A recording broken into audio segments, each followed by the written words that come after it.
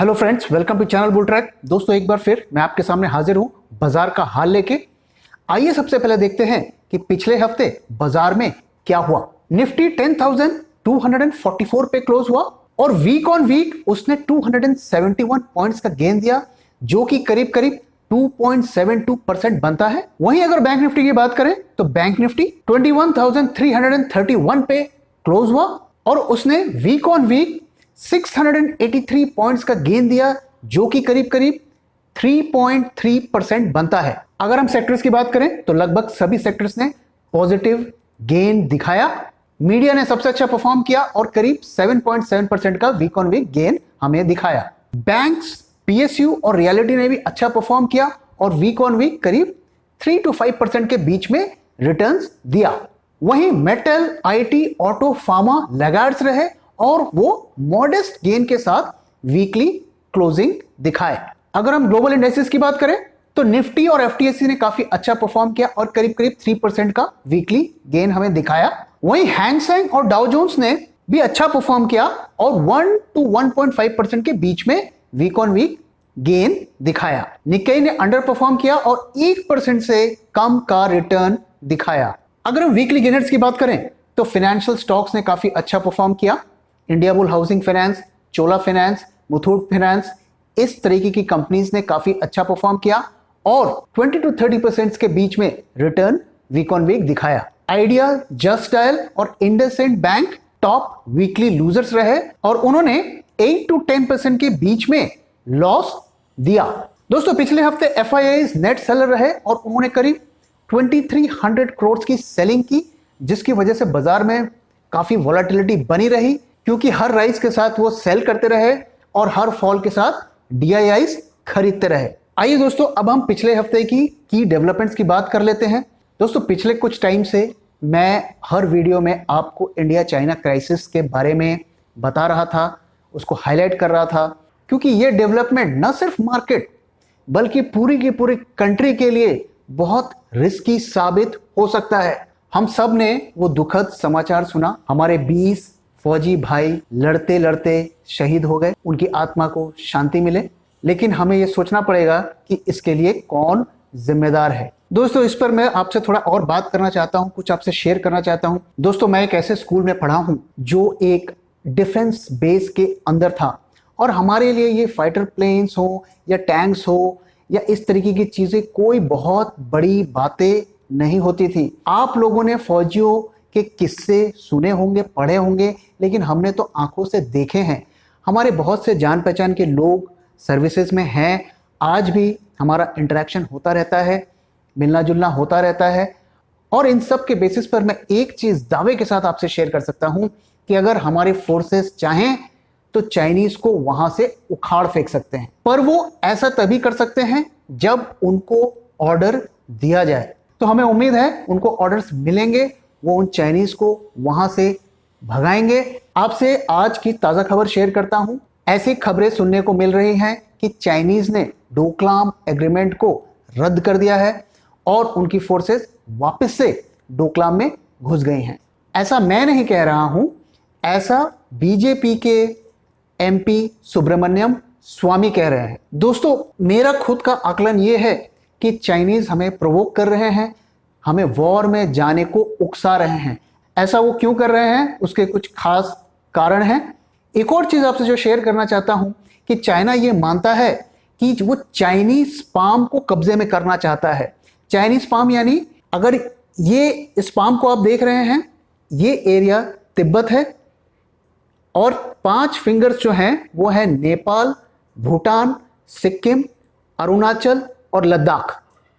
तो चाइना का जो लॉन्ग टर्म प्लान है कि ये 5 फिंगर्स को ऑक्यूपाई करना, और इस पाम यानी कि तिब्बत को तो वो ऑलरेडी ऑक्यूपाई कर लिया है। तो दोस्तों, इस खबर पे नजर बनाए रखिए, क्योंकि ये हम सब के लिए एक बहुत बड़ा इशू है। आइए अब थोड़ा कोरोना इशू के बारे में बात कर लेते हैं। कोरोना के केसेस बढ़ते ही जा रहे हैं। हम वर्ल्ड में नंबर 4 पोजीशन पे पहुंच गए हैं और हमने करीब 86,000 न्यू केसेस पिछले हफ्ते ऐड किए हैं और हेल्थ केयर सिस्टम पे लोड इतना बढ़ गया है कि उसे संभालना बहुत मुश्किल हो रहा है। एक और डेवलपमेंट जो पिछले हफ्ते हुई वो ये कि फिच ने भी इंडिया की रेटिंग को डाउनग्रेड कर दिया है विद आउटलुक नेगेटिव। तो अब तीनों रेटिंग एजेंसीज ने इंडिया को डाउनग्रेड कर दिया है। तो as per Fitch, corona virus के चलते इंडियन इकोनॉमी को एक बहुत बड़ा धक्का लगा है। वहीं अगर हम एशियन डेवलपमेंट की बात करें तो उन्होंने फोरकास्ट किया है कि इंडियन इकोनॉमी FY21 में उसमें 4% का कॉन्ट्रैक्शन होगा। मार्केट की बात कर लेते हैं। ऑप्शंस मार्केट में अभी भी हमें बुलिशनेस दिख रही है। हालांकि अगर आप फ्राइडे का डेटा देखें तो उसमें जिस तरीके का राइज हुआ था वो पुट कॉल रेशियो में रिफ्लेक्ट नहीं हो रहा है।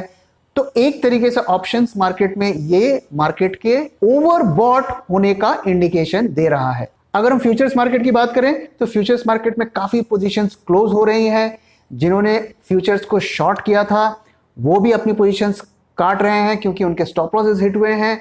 वहीं जिन लोगों ने फ्यूचर्स को लॉन्ग किया था उनको भी इस राइज पे कॉन्फिडेंस नहीं दिख रहा है, जिसकी वजह से वो अपने पोजीशंस को क्लोज कर रहे हैं। तो जिस तरीके से पोजीशंस क्लोज हो रही हैं तो बुल्स और बेयर्स दोनों कैंप में एक तरीके की घबराहट सी दिख रही है। तो दोस्तों आइए बात करते हैं कि बाजार यहां से कहां जाएगा। आइए सबसे पहले बात करते हैं जो हमारा टारगेट था 7700 का, उसका क्या। दोस्तों जिस तरीके से बाजार मूव कर रहा है हमें लगता नहीं है कि जून में हम 7700 देख पाएंगे। मैं अभी भी 7700 के लिए ऑप्टिमिस्टिक हूं, लेकिन शायद जून में हमारा टारगेट पूरा नहीं हो पाएगा। आप में से शायद कुछ लोग ये सोचते होंगे कि मैं बायस्ड हूं और इस वजह से मैं बेरिश हूं। दोस्तों मैं बाजार में इसलिए नहीं आया हूं कि मैं बुलिश बनूं या बेरिश बनूं। मैं बाजार में इसलिए आया हूं कि मैं यहां से कुछ पैसा कमा पाऊं। अगर बुल बन के मैं पैसा कमा सकता हूं तो मैं बुल बनूंगा, अगर बेयर बन के पैसा कमा सकता हूं तो मैं बेयर बनूंगा।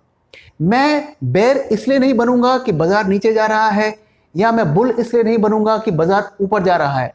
जब तक मेरे इंडिकेटर्स मुझे ये नहीं बोलेंगे कि ये बाजार बेरिश है तब तक मैं बेरिश नहीं बनूंगा। जब तक मेरे इंडिकेटर्स ये नहीं बोलेंगे कि बाजार बुलिश है तब तक मैं बुल नहीं बनूंगा। आज हकीकत यह है कि मेरे इंडिकेटर्स मुझे बेरिश मार्केट का इंडिकेशन दे रहे हैं, ना कि बुलिश मार्केट का। मैं इस बारे में कुछ आपसे इंडिकेटर्स शेयर करता हूं। दोस्तों आइए पहले थोड़ा हम फंडामेंटल सिचुएशन की बात कर लेते हैं।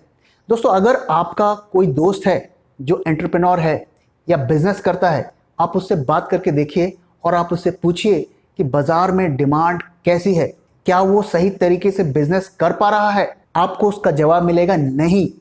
बाजार में डिमांड भी नहीं है, बाजार में रॉ मटेरियल की सप्लाई की प्रॉब्लम है, मजदूर नहीं मिल रहे हैं, तो बिजनेस करना बहुत मुश्किल हो रहा है। तो जब बिजनेस करना मुश्किल होगा तो कंपनी प्रॉफिट्स कैसे कमाएंगी। इस बारे में मैं आपसे अपने एक व्यूअर का ईमेल शेयर करता हूं जो उन्होंने हमें लिखा। वो एक बिजनेसमैन है और उन्होंने भी हमसे यही सेंटिमेंट शेयर किया है। इसके अलावा हम जब और एंटरप्रेन्योर्स और बिजनेस ओनर से बात करते हैं तो वो भी हमें यही बताते हैं कि बिजनेस करना बहुत मुश्किल होता जा रहा है और सिचुएशन में इंप्रूवमेंट का कोई सीन हमें नहीं दिख रहा है।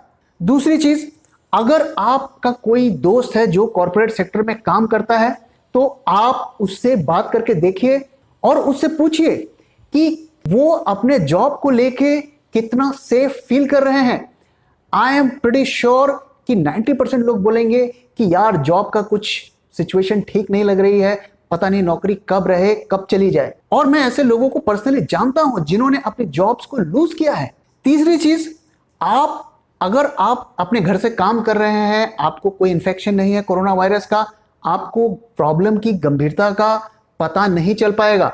लेकिन अगर आपके जान पहचान में या फैमिली में कोई ऐसा बंदा है जिसको कोई इन्फेक्शन हुआ है या वो अस्पतालों के चक्कर लगा रहा है, तो आप उससे बात करके देखिए, आपको पता चलेगा कि सिचुएशन कितनी खतरनाक है। तो अगर ग्राउंड में इतनी डिफिकल्टीज हैं तो हम कैसे बुलिश हो सकते हैं। आइए अब मैं आपसे अपना एक टेक्निकल इंडिकेटर शेयर करता हूं जिसे मैं ट्रैक करता हूं। इस इंडिकेटर का नाम है मैक्क्लेलैन इंडिकेटर। ये बेसिकली हमें ये बताता है कि आपका जो इंडेक्स की मूवमेंट है वो कितनी स्ट्रांग है। अगर हम इस इंडिकेटर को निफ्टी के मूवमेंट के साथ कंपेयर करें तो हमें दिखेगा कि ये जो रैली हो रही है इसमें कुछ खास स्ट्रेंथ हमें नहीं दिख रही है। क्यों? क्योंकि इसमें हमें काफी ज्यादा डाइवर्जेंस दिख रहा है। एक तरफ हमारा इंडेक्स मल्टी मंथ हाई पे है, दूसरी तरफ जो हमारा इंडिकेटर है वो एक लो रीडिंग दिखा रहा है। तो क्लियरली हमें इसमें एक डाइवर्जेंस दिख रहा है, हमें इस रैली पे कॉन्फिडेंस नहीं आ रहा है। जो लोग बाजार में पुराने लोग हैं वो अगर अपने हिस्ट्री में जाके देखें तो ऐसे कितने मौके आए जब उन्होंने तेजी को मानकर उस पर विश्वास करके उसमें पोजीशन बनाई और उसका नतीजा क्या हुआ? कुछ टाइम तक उनको प्रॉफिट्स दिखे अपने पोर्टफोलियो में और उसके बाद उनके पोर्टफोलियो हेवी लॉसेस में चले गए। हमें इसी तरीके के खतरे का आशंका है, इस वजह से हम मार्केट पे बेरिश हैं। Believe me and trust me, अगर इंडिकेटर्स, डेटा पॉइंट्स पॉजिटिव दिखने लगेंगे तो हम बेरिश से बुलिश होने में टाइम नहीं लगाएंगे। लेकिन फिलहाल हम बाजार में बेरिश ही हैं और हमें अभी भी विश्वास है कि बाजार 7700 तक जाएगा वेरी सून। आइए दोस्तों, अब हम अगले हफ्ते की 2 स्ट्रेटजीज के बारे में बात कर लेते हैं। दोस्तों, मैंने आपके लिए 2 स्ट्रेटजीज पिक की हैं, लेकिन ये स्ट्रेटजी जो है थोड़े एक्सपीरियंस ट्रेडर के लिए है। अगर आप ऑप्शंस में न्यू है, स्ट्रेटजीज में न्यू है, तो आप इसे स्टडी करने के लिए यूज करें, इसमें पोजीशन ना बनाएं। जो लोग ऑप्शंस में काम करते हैं, ऑप्शन सेलिंग करते हैं, उनके पास सफिशिएंट कैपिटल है, वही इसको अपने जजमेंट को यूज करके इस पे काम करें। दोस्तों, जैसा कि आपको पता है अगले हफ्ते ऑप्शंस की एक्सपायरी है, तो उस एक्सपायरी को ध्यान में रख के हमने इन 2 स्ट्रेटजीज को पिक किया है। अब हो सकता है आप बाजार में बुलिश हो सकता है आप बाजार में बेरिश हो, तो हमने आपको 2 स्ट्रेटजीज पिक की हैं। तो पहली जो स्ट्रेटजी है वो आप तब लें जब आपका व्यू न्यूट्रल टू बेरिश हो। ये लॉन्ग आयरन कॉन्डोर स्ट्रेटजी है। इसमें मैक्सिमम रिस्क 3086 है, मैक्सिमम प्रॉफिट 8163 है। ये स्ट्रेटजी तभी प्रॉफिटेबल होगी अगर एक्सपायरी 9891 से लेकर 10,258 के बीच में अगर एक्सपायरी होती है। इस स्ट्रेटजी की अच्छी चीज क्या होती है कि इसमें जो सेल का प्रीमियम होता है वो बाय प्रीमियम से ज्यादा होता है। एक्सपायरी के आखिरी महीने में टाइम डिके ज्यादा होता है, तो इसमें हमें टाइम डिके का एक एडवांटेज मिलता है। दूसरी जो स्ट्रेटजी है, इसको आप तब यूज करें अगर आपका व्यू न्यूट्रल टू बुलिश है। ये भी लॉन्ग आयरन कॉन्डोर स्ट्रेटजी है। ये स्ट्रेटजी तभी प्रॉफिटेबल होगी जब एक्सपायरी 10,208 और 10,541 के बीच में जब एक्सपायरी होगी। इसमें मैक्सिमम रिस्क 4413 का है। अगर मुझे इन दोनों में से एक स्ट्रेटजी को पिक करना हो तो मैं बेयरिश वाली स्ट्रेटजी को पिक करूंगा। एक और चीज, अगर आप इस तरीके की स्ट्रेटजी में पोजीशन बनाते हैं तो कोई जरूरी नहीं है कि आपको वो स्ट्रेटजी एक्सपायरी तक होल्ड करना हो। आप इस पे पोजीशन बना सकते हैं और जब भी आपको इसमें प्रॉफिट आता है आप इसे एग्जिट कर सकते हैं। तो दोस्तों, इसी के साथ इस वीडियो को यहां पे रैप अप करता हूं। आशा करता हूं आपको ये वीडियो पसंद आया। Thank you very much for your time. फिर मिलेंगे किसी और वीडियो में।